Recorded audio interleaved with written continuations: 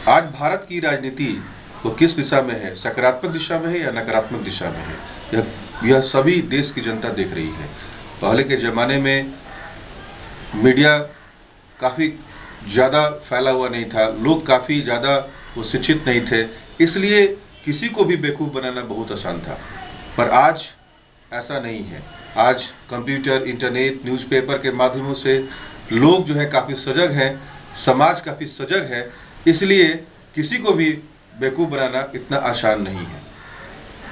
भारत का राष्ट्रपति का चुनाव काफ़ी ही महत्वपूर्ण चुनाव है, क्योंकि देश का ही नहीं विदेश के भी लोग इस पर निगाहें लगाए रहते हैं कि भारत का राष्ट्रपति कौन बनेगा। भारत के राष्ट्रपति का पोस्ट एक गरिमामय पोस्ट है और इस पोस्ट या इस पद पर उसी व्यक्ति को बैठना चाहिए जिसमें देश प्रेम कूट कूट कर भरा हुआ है।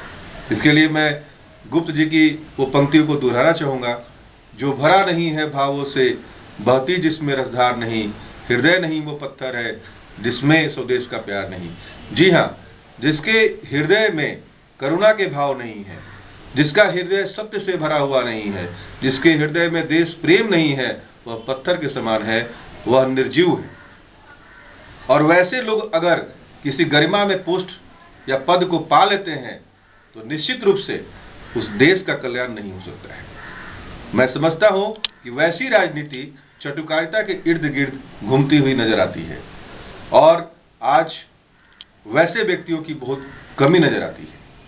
आज वैसे व्यक्ति जो भ्रष्ट हैं या जिनको वह पद नहीं पाना चाहिए, वही उस पद को प्राप्त करने की होड़ में लगे हुए हैं। और सही व्यक्ति, जो सच्चा व्यक्ति होगा, जब वो लगेगा कि वह इस दौड़ में नहीं है, वो अपना नाम वापस ले लेगा। आज वही समय है कि माननीय एपीजे कलाम साहब अपना नाम राष्ट्रपति के पद के लिए होने वाले चुनाव से वापस ले लिए। हो सकता है इसके लिए समाज के सभी लोग व्यथित हों, समाज के बहुत सारे लोग दुखी हों, पर यहां वही होता है जो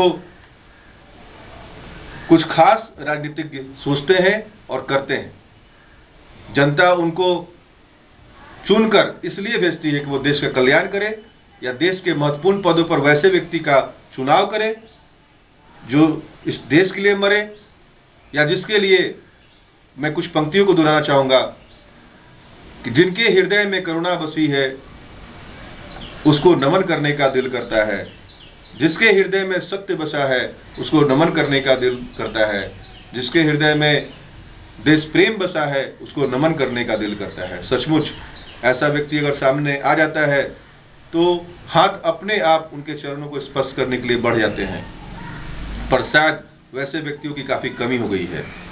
आज मैं बिहार में बैठा हूँ, बिहार की राजनीति को देख रहा हूँ, पर जैसे जैसे चर्चा हो रहे हैं, हमारे मित्र जो हैं, हमारे दोस्त हैं, वो राष्ट्रपति चुनाव से संबंधित कुछ बातों को करते हैं, तो मैं बस इतना ही बोलता हूँ कि राष्ट्रपति का पद एक महत्वपूर्ण पद है और उस पद पर वैसे व्यक्ति को जाना चाहिए जो सर्वसम्मति से चुना जाए, जिसके लिए एक राय हो, एक मत हो, और देश ही नहीं विदेश के लोग भी यह कहें कि देखो ये भारत का राष्ट्रपति है।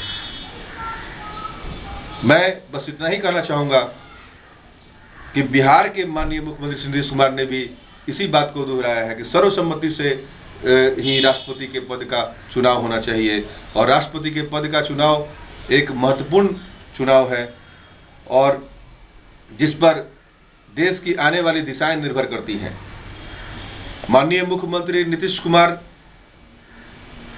के विचारों को मैं कोटि कोटि धन्यवाद देता हूं कि उनके विचार इतने सार्थक हैं।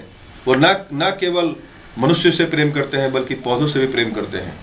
उन्होंने अपनी पार्टी जनता दल यू के द्वारा वृक्षारोपण का जो अभियान छेड़ा और लाखों पौधे बिहार में लगाए, उसके पीछे मूल कारण था कि वह बिहार के वातावरण को शुद्ध करना चाहते थे।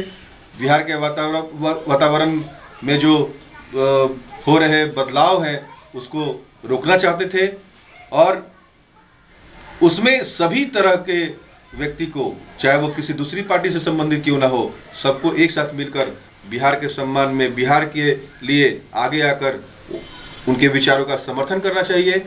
और खास तौर से मैं एक बात और कहना चाहूँगा कि बिहार काफ़ी पिछड़ा हुआ है, बाढ़ से ग्रसित है और झारखंड के अलग होने के बाद अर्थव्यवस्था से काफ़ी चरमराया हुआ है। ऐसे राज्य को विशेष राज्य का दर्जा जरूर मिलना चाहिए। विशेष राज्य के दर्जे पर भी राजनीति हो रही है। केंद्र में बैठी हुई कांग्रेस सरकार कहीं से भी नहीं चूक रही है और खासतौर से जो बिहार के कुछ सपूत भी हैं वो भी जो है वह विशेष राज्य के दर्जे की मांग को गलत ठहरा रहे हैं। वो कह रहे हैं कि अगर विशेष राज्य का दर्जा बिहार मांगेगा तो दूसरे राज्य भी मांगेंगे। लेकिन मैं समझता हूं कि बिहार को वास्तव में विशेष राज्य का दर्जा मिलना चाहिए और विशेष राज्य के दर्जे को मिलने के बाद बिहार अपनी तरक्की के नए आयाम को सींचेगा। पर यहाँ तो केंद्र और राज्य की राजनीति चल रही है। लोगों के अंदर से नैतिकता खत्म हो गई है और यही कारण है कि जनता जो है वो व्यथित होती है और इन राजनीतिज्ञों के बीच में पिसती हुई जाती है। हम लोगों को ये देखना चाहिए, सोचना चाहिए कि बिहार की जनता जो है वो अब बेवकूफ़ नहीं है, उसको कोई बेवकूफ़ नहीं बना सकता है और सभी परिस्थिति में वो बिहार के लिए खड़ी है, चाहे वो जात पात की व्यथा हो या राजनीति की व्यथा हो या विशेष राज्य दर्जे की मांग हो। हर दिशा में बिहार की जनता जो है वह एक मंच पर खड़ी है और इसके लिए मैं माननीय मुख्यमंत्री नीतीश कुमार का कोटि कोटि धन्यवाद करना चाहूँगा कि वे इस अभियान को आगे बढ़ा रहे हैं और हम सभी जनता से, बिहार की जनता से आग्रह करेंगे कि वो भी आगे बढ़कर इसका समर्थन करें ताकि बिहार का कल्याण हो। और खास तौर से जो राष्ट्रपति का चुनाव है उसमें काफ़ी संयम बरतना है और वैसे लोगों को उस जगह पर नहीं पहुंचने देना है जो पहले से भ्रष्ट हैं या वो आगे जाकर भ्रष्ट कोई काम करने के लिए आतुर हैं। धन्यवाद।